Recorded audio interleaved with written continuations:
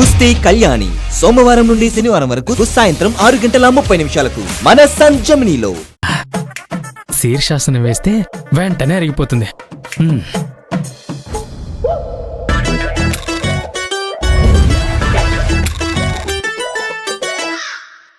70 కేజీలున్న మగాణ్ణి అంత ఈజీగా ఎలా తిప్పేసిందబ్బా?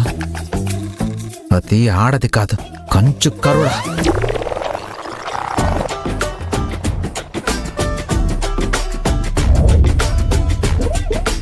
బావా, ఆ రాక్షసి నన్ను నడి రోడ్లో తలకిందులుగా తిప్పేసిందని నువ్వు ఎగతాళి చేస్తున్నావు కదా, అందుకే ఇలా తలకిందులుగా ఆసనం వేశావు.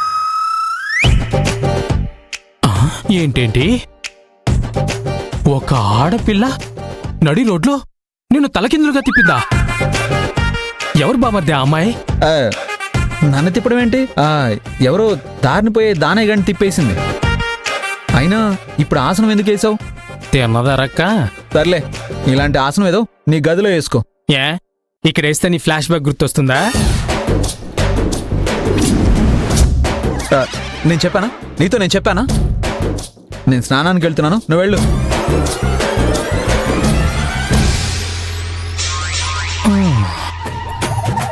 ఆ ఆడపిల్ల ఎవరో కాని బావమర్దికి గట్టిగా ఇచ్చినట్టుంది, అందుకే ఇలా గిలగిలా కొట్టుకుంటున్నాడు. అలాంటాడిది మా అత్తగారికి కూడా తగలాలి. అప్పా, అప్పుడుంటుంది అసలు రణరంగం. నువ్వేం కంగారు పడమాకు, నేను చూసుకుంటాను లేరా.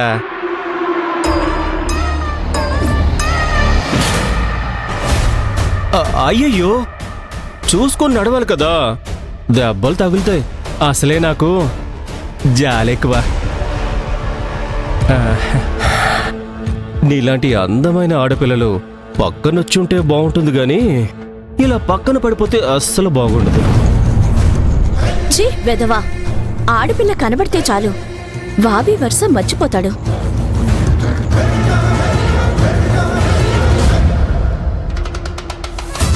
ఏంటి ఆ వెధవ నీకెనబడుతున్న ఉద్దేశంతో నోటికొచ్చినట్టు వాగుతున్నాడు తెలుసా?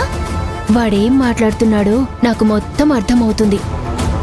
కిందాక మా అక్క మీద కామెంట్ చేశాడు, ఇప్పుడు నాతో కూడా అసభ్యంగా మాట్లాడాడు. కానీ వాడి మాటలు అర్థం చేసుకున్న నువ్వు మాత్రం నీలో నువ్వే కుమిలిపోతున్నావు.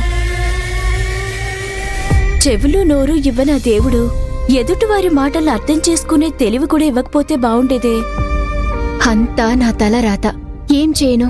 అయినా ఎందుకు భరించాలి? వీడి సంగతి మీ అక్కకు చెప్పొచ్చు కదా, కాలు చెయ్యో విరిచేసేది. పొద్దు వాడు నాకు పనిచ్చి అన్నం పెడుతున్నాడు, అలాంటి వాణ్ణి కొట్టించడం కరెక్ట్ కాదే. ఎంత పనిచ్చి తిండి పెడితే మాత్రం వాడి పెట్టే టార్చర్ భరిస్తూనే ఉండాలా? నువ్వు చెప్పకపోయినా మీ అక్కకి నేను చెప్తాను. పొద్దు, మా కుటుంబం కోసం మా అక్క ఎంతగానో కష్టపడుతుంది. నేను తనకి చేదోడు వాదోడుగా ఉండాలంటే నాకీ పని ఉండాలి. ప్లీజే, మా అక్కకి చెప్పొద్దు. ఊరుకో, మీ అక్కకేం చెప్పనులే.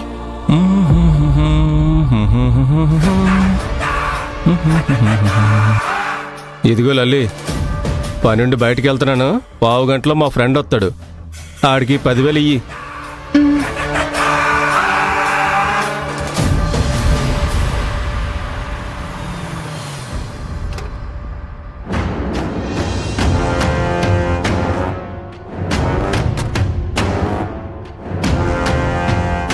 ఇల్లరికం వస్తే అత్తింటికి ఓనర్నవుతా అనుకున్నాను, చివరికి అత్తకారుకి డ్రైవర్నయ్యాను.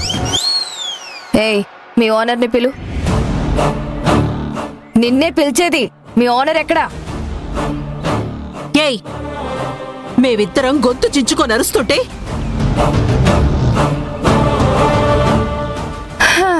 ఓహో, ఇవిడు గారు చెవుడు మూగ అనుకుంటమ్మా. యాదగిరి, కళ్యాణి వచ్చిందా? రాలేదు సార్. ఈవిడ గారికి పని కంటే పెత్తనాలు ఎక్కువయ్యాయి. అదిగోండి సార్, వచ్చేసింది. సారీ సార్, కాస్త లేట్ అయింది. కాస్త లేటా? ఎప్పుడు పడితే అప్పుడు సమాజ సేవలు చేస్తావు. దాంతో డెలివరీ అయ్యాక ప్రతిరోజు లేటుగా వస్తావు. అడిగితే ఏదో ఒక స్టోరీ చెప్తావు. అంతగా ప్రజాసేవ చేయాలనుకుంటే ఏ రాజకీయ పార్టీలోనో జాయిన్ అవ్వు, అంతేగాని మా ప్రాణాలు తీయకు. సారీ సార్, ఇంకొకసారి లేట్ చేయను. ఇంకోసారి నేను వెయిట్ చేయను. లేటుగా వచ్చిన వెంటనే ఉద్యోగం నుంచి తీసిపడేస్తాను.